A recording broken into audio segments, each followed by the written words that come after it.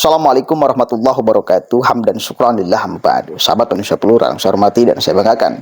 Di dalam satu sesi diskusi, Anies Baswedan dan kaum milenial, kalau saya lihat, moderatornya memberikan pertanyaan. Ketika Anies mendapat dukungan dari Petamburan, dari Rizik Syihab dan kawan-kawan, apakah tidak takut? Anies kemudian dicap sebagai orang yang akan menjalankan politik identitas. Ya. Kenapa? Wajar nggak sih orang bertanya seperti itu, moderator bertanya seperti itu? Wajar. Wajar sekali. Karena kita tahu sama-sama kelompok Petamburan adalah satu kelompok yang memproduksi isu itu pada Pilkada DKI. Yang pada akhirnya memenangkan Anies Baswedan. Dan hasilnya pecah belah di masyarakat. Akhirnya orang menjadi bertanya-tanya, menjadi ketakutan bila kemudian pola ini kembali dimainkan di Pilpres 2024 yang skalanya lebih besar. Otomatis perpecahannya juga bila produksi isu seperti ini akan juga lebih besar dan kuat dan hebat. Makanya wajar ditanyakan. Wajar kemudian orang itu ketakutan. Wajar sekali. Jangan disalahkan. Dan itu pun harus dijawab oleh Anies dengan keyakinan penuh bahwa dia dan timnya tidak akan menggulirkan isu identitas sebagai alat kampanye dia.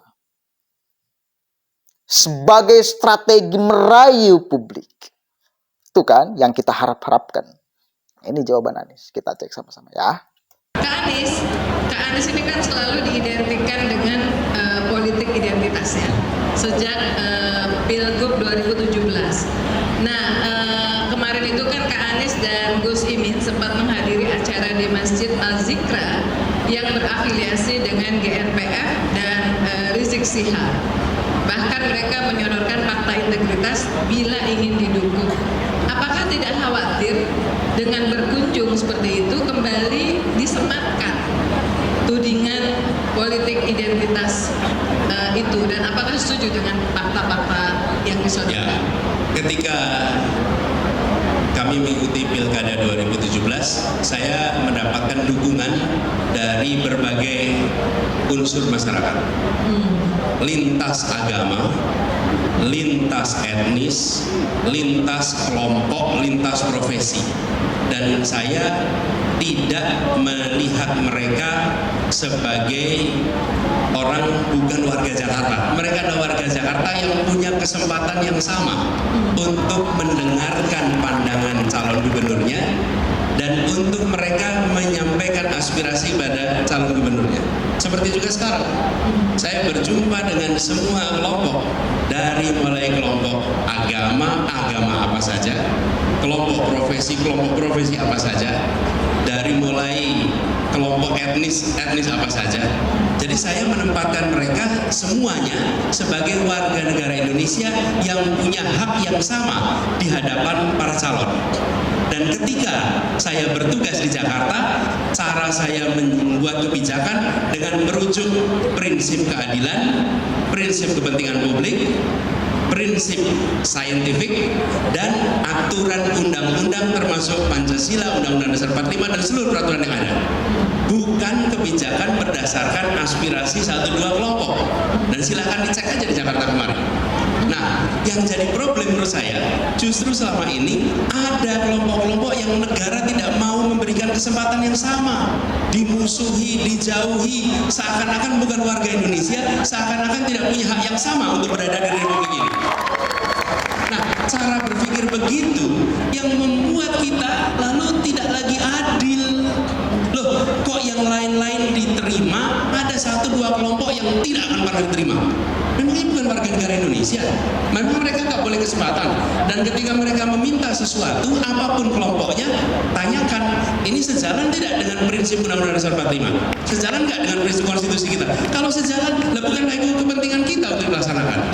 Jadi, saya malah ingin mengajak kepada semua salah satu problem utama di negeri ini adalah ketika pemegang kewenangan dari rakyat menutup diri untuk berinteraksi dengan seluruh komponen yang ada di bangsa ini.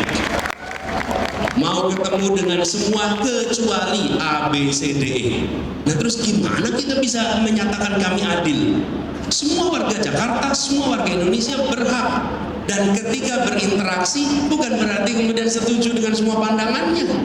Dan bukan berarti kemudian kita akan menjalankan apa yang diaspirasikan. Ketika bicara kebijakan, maka kebijakan kita harus merujuk pada konstitusi, harus merujuk pada semua perundangan yang ada. Begitu Kak Uni. Terima kasih. Itu fakta integritasnya Kak Anies setuju? Kenapa? Katanya disodorin fakta integritas. Ya, dan semuanya adalah tentang bagaimana membangun rasa keadilan, bagaimana memberikan ketentraman. Nanti saya rasa akan keluar juga isinya. Dan itulah saya menandatangani seperti itu tuh banyak Kak. Ya. Jadi bukan sesuatu yang baru sesungguhnya. Ya. Oke, kelas. Kami mendekati semuanya. Kami mendatangi semua golongan dan lain sebagainya yang ingin mendengarkan visi misi dan gagasan kami.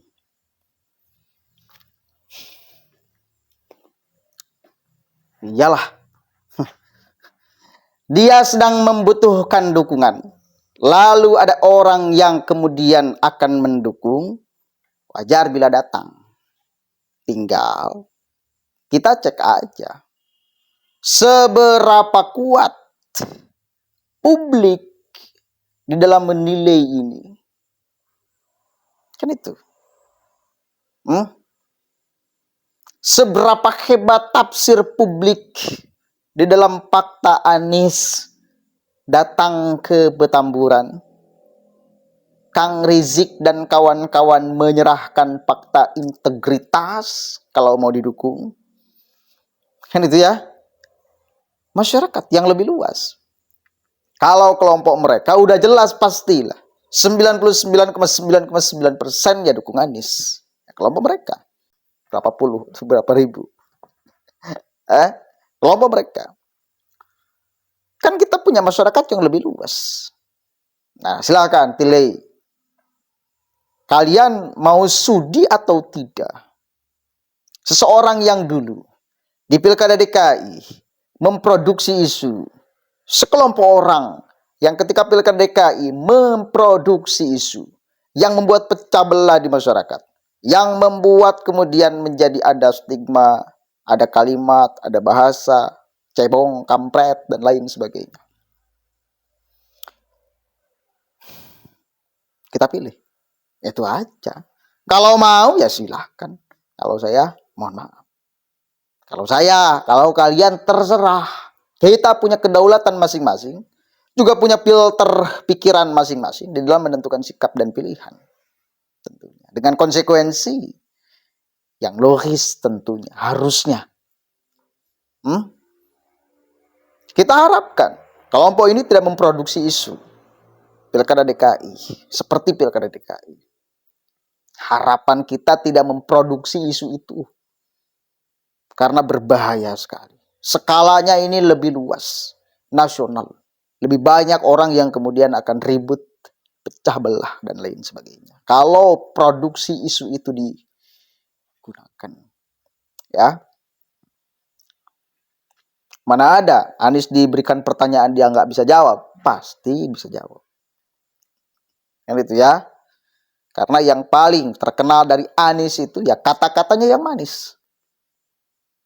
Ya, kita mengharapkan punya pemimpin yang bukan hanya manis di kata-kata, tetapi bisa kerja. Kan itu.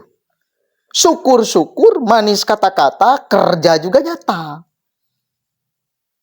Kerjanya bagus, itu syukur. Tapi kalau mau diperbandingkan, kita, menurut saya nih, kalau ada pemimpin misal 2 perbandingan, satu hebat di dalam berkata-kata, yang satunya lagi, atau gini, satu hebat di dalam berkata-kata tidak bisa kerja, atau sedikit bisa kerja. Yang kedua, calon pemimpin yang tidak terlalu lihai di dalam berkata-kata, tetapi bisa kerja. Saya merekomendasikan untuk mending pilih pemimpin yang tidak terlalu bisa di dalam berkata-kata, tetapi lihai di dalam bekerja. Karena republik ini ya butuh orang yang kerja, yang cakap di dalam mengatur negara. Ngomongnya itu bisa lah jubir-jubirnya kan, yang penting bisa kerja. Jadi bukan hanya manis dalam berkata-kata, tapi juga manis di dalam bekerja. Itu yang kita harapkan. Silakan, semua dari kita itu bisa memilih. Punya filter pikiran kita masing-masing untuk menentukan sikap.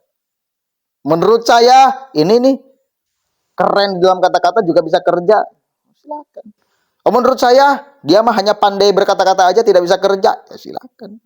Ada ini, kurang bisa berkata-kata tapi bisa kerja. Monggo, kecocokan hati nurani masing. Tapi kalau kemudian minta rekomendasi, saya merekomendasikan, ya mending orang yang tidak terlalu cakap dalam berkata-kata, tetapi bisa kerja. Muak kan terlalu banyak kata-kata kan?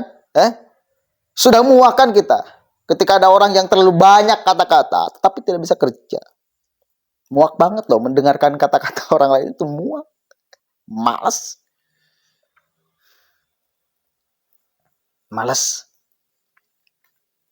Oke, mudah-mudahan ada manfaatnya.